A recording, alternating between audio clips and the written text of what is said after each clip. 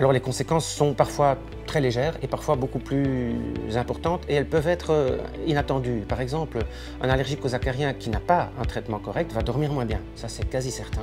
Forcément, pendant la nuit, il est exposé à son pire ennemi, l'acarien, nez à nez, c'est le cas de le dire. Et donc le nez bouché la nuit de façon tout à fait continue est quelque chose de très pénible à vivre.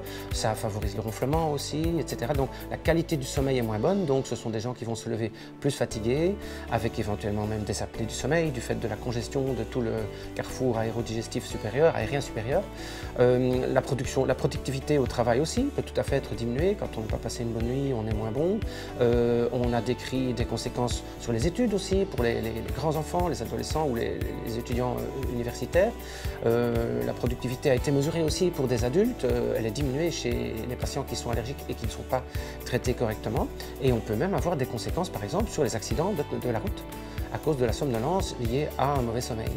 Donc c'est très lourd. Et là, on parle de la sphère professionnelle, mais on peut parler de la sphère de loisirs aussi, puisque ce sont des patients qui vont s'interdire certains loisirs, qui vont s'interdire certains hôtels ou certains gîtes, qui ne vont pas pouvoir aller loger, par exemple, dans des gîtes simples, bon marché, dont l'âge du matelas n'est pas connu, et simplement parce qu'ils ont déjà des expériences malheureuses dans ce domaine-là.